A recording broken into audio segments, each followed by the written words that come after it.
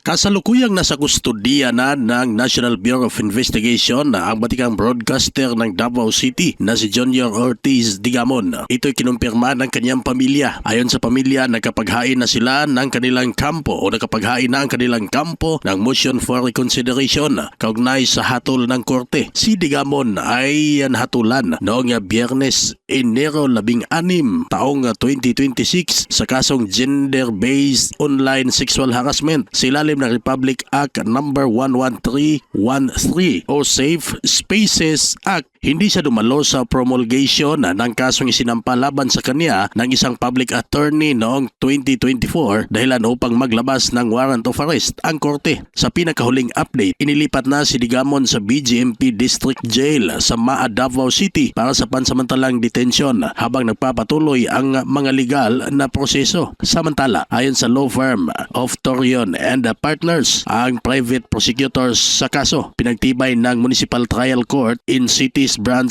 6 ng Davao City ng mga pahayag ng akusado sa isang live broadcast ay hindi saklaw ng protektadong pamamahayag kundi mga hindi kanais-nais, seksualisado at nakakahiyang komento laban sa isang babaeng public attorney. Nilinaw din ng korte na ang kalayaan sa pamamahayag ay hindi lisensya para manlait o magseksualisa ng ibang tao, lalo na sa online at broadcast platforms. Nananatiling balido at ipinapatupad ang hatol kahit isinasagawa ang promulgation in absentia habang magpapatuloy pa ang hiwalay na kasong cyber libel laban sa akusado. Samantala, iginiit ng pamilya ni Digamon na naniniwala silang malalampasan nila ang kasong ito at dagdag pa na bahagi lamang ng kanyang public service bilang broadcaster ang kanyang ginampanan. Bukod pa rito, ayon sa mga ulat ay haharapin pa ni Digamon ang iba pang kaso na cyber libel na isinampa sa kanya ng alkalde na Santa Cruz, Davao del Sur. Ito'y kaugnay sa mga pahayag ni Digamon kamakailan dahil sa pagpaslang